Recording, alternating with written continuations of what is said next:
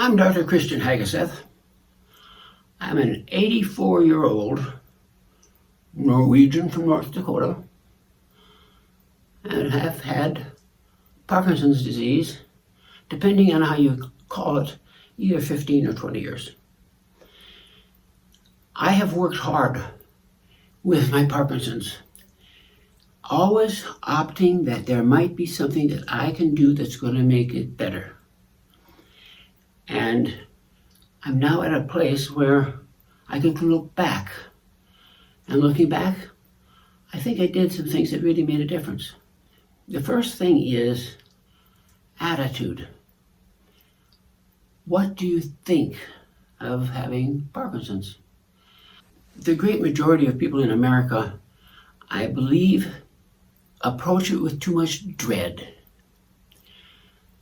And the dread takes a lot of the pleasure of living away from you, and it also might even hasten the worsening of the disease. When I was diagnosed, my psychiatrist, I wasn't my psychiatrist, I was my neurologist. He said, exercise, exercise, exercise. I became a distance runner when I was in the Marine Corps. The Marine Corps did a lot of things for me. It made me feel stronger. It made me feel I can overcome. It made me feel I can endure. And I've endured a lot here in the last 3 years when the disease has become much worse. I can still do a lot. I'm stage 4. Don't give in, and don't ever, oh, poor me.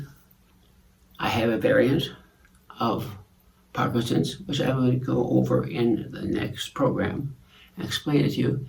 But basically, I don't have much tremor. And if I don't have much tremor, then people don't even think I have Parkinson's sometimes. If I fall, and I fall hard, and I break bones. I've broken my right tibia at the knee, my right hip, and last of all, my right femur. That was a toughie. And I've also fallen, hit my head, and gotten a subdural hematoma. So I'm going to be doing some special programs on falling. I named this Parkinson's Badass. Badass in contemporary American usage, go to the Merriam-Webster dictionary and you'll see, is not a nasty or a bad word. What it is it's a word of somebody who's very skillful, but has an attitude of, I'm going to do it. I'm going to get into it. I'm going to do it. And that's what you're getting from me. I'm going to do it. I wanted to show a person with stage 4 Parkinson's who actually is doing pretty damn well. For my podcast, I'm going to be relying heavily on YouTube because YouTube is a gold mine. A Parkinson's Badass is somebody who studies up on Parkinson's disease, learns about it, goes to a support group, providing it's an optimistic one, really takes the mind-body integration together. The greatest things I've done for my mind, in many respects, have been what I did with my body. Getting strength, getting slim. It doesn't have to be as bad as you think it's going to be. In December last year, I lost a lot of hope. I became more depressed. They convinced my wife that I needed to go to hospice.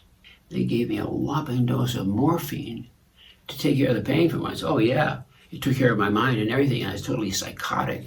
And I have no memory of about 2.5 days when I entered hospice. And this was really unnerving because when I woke up in hospice, I did not know where I was. I did not know they talked about hospice. And it was a black room, middle of the night. And I could hear nurses' voices outside the door down the hall. I was scared. Yet I did know who I was but I didn't know where I was or why I was there. The staff at that hospice were wonderful. At hospice, besides taking good care of me and being cheerful and present, they also gave me adequate pain relief. We're going to let you go home and do outpatient hospice. But one thing we hadn't anticipated is that all those narcotics blocked my intestines, that already are blocked because of Parkinson's, blocked my intestines so badly that they had to come back in. And they got aggressive. And I had an experience that is best described as, pardon the word, shitty. Because I had built up intestines filled with all kinds of stool. And when they got it going, in one 12-hour shift, I had 9 incontinent liquid stools ooze out of my butt and into the bed. But what was really cool is I had a CNA, clinical nurse assistant. She cheerfully washed the stool off me, changed the sheets, did it all 9 times in 12 hours. Oh, when I got my bowels working and my pain under control, I went back home.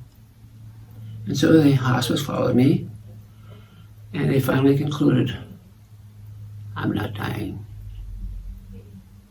I graduated from hospice. I think because I got my pain controlled and I got sleep. Sleep is critical.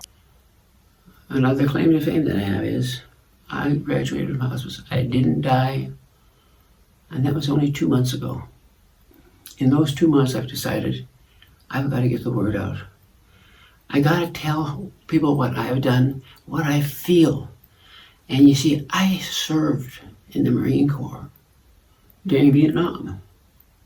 The thing about the Marines is it's no matter what's going on, they're going to find a way through.